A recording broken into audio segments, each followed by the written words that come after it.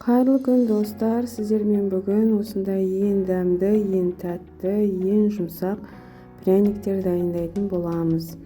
Ең алдымен бізге қант керек, қант және сүт керек. Сүтімізді сүттің қайнайтын уақытына дейінгі бетіне көпірге шығып, енді қайнайды деген сәтке дейін жақсылап сүтті қыздырып аламыз.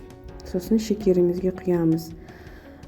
Шекеріміз еру үшін сүтімізді солай қыздырып аламыз. Содан кейін сұйықтығымыздың үстіне 250 граммдай ұнымызды електен өткізіп, жақсылап саламыз. Содан кейін бұлғастырамыз, араластырып, ешқандай түйіршіктер қалмау керек. Жақсылап тұрып араластырып аламыз. Содан кейін үстіне сұйық майымызды құямыз, араластырамыз. Бізге жұмыртқа қажет болады, 4 жұмыртқа. 4 жұмыртқаның 2 жұмыртқасын және 2 сары уызын саламыз. Ал 2 ақ уызды жұмыртқаны біз алып қаламыз. Оны келесі кезекте біз прянигіміздің сыртына жағатын боламыз. Келесі кезекте ұнмен қоса біз 4 пачка ұн қосытқышымызды қосамыз. Және де ванильді қант қосуларыңызға болады. Ванильді қант жақсы дәм береді және жақсы иіс береді. Барлығын осылай ұнымызды електен өткізіп қосып отырамыз. Сосын жақсылап тұрып араластырып қамыр илеп аламыз.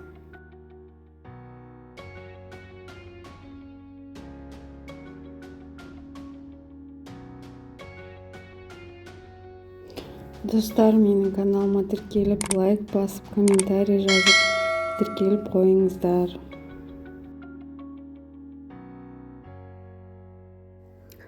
Ұнымызды сала келе,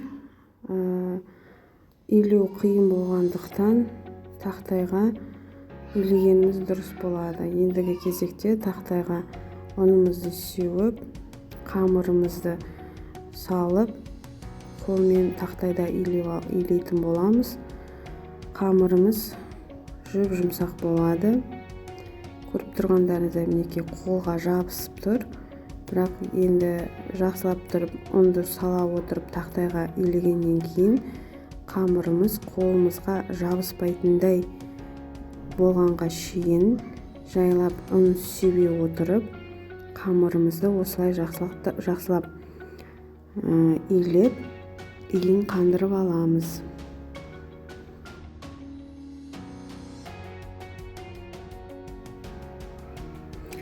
Видеода көріп тұрғандарыңыздай, мінекей осындай бізде қамыр шығады, қолға жабыспайды, жұмсақ болады. Және біз бұны бір 15-20 минутқа бұқтырып қоятын боламыз. Бұқтырғаннан кейін 4 бөлікке бөліп аламыз қамырымызды. Мінекей осындай қылып 4 бөлікке бөліп аламыз, себебі бізге оқтаумен ысқан кезде ыңғайлы болу керек. Келесі нандарымызды бұқтырып қоямыз, бетін жауып. Бір қамырымызды алып ысып, дөңгелетіп, әдемілеп ысып аламыз.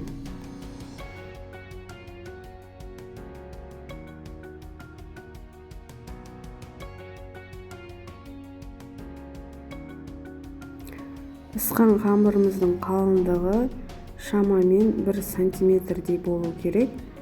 Содан кейін дөңгелетіп оны өздеріңіз егерде сондай құралдарыңыз болса, менде ондай құрал жоқ, сондықтан мен осындай стаканчикпен дөңгелетіп кесіп алдым. Формасын келтіріп пряниктің осылай барлық қамырымызды ысып, дөңгелетіп қиып аламыз. Барлығын әдемілеп противеньге саламыз.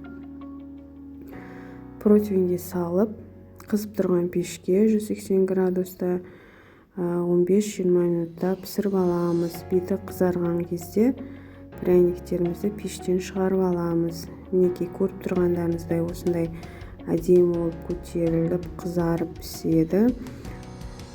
Пряниктерімізді пеште көп ұстап қатты қызартып жіберудің қажеті жоқ, себебі қатты болып кетеді. Енді біз бетіне пряниктің жағатын несін дайындаймыз. Ақуыздан 2 ақуыз жұмыртқаны, оған 100-150 грамдай қантымызды саламыз. Қанттың орнына қант ұнтағын алуға болады. Осылай жақсылап миксермен ағартып шекерімізді езіп аламыз.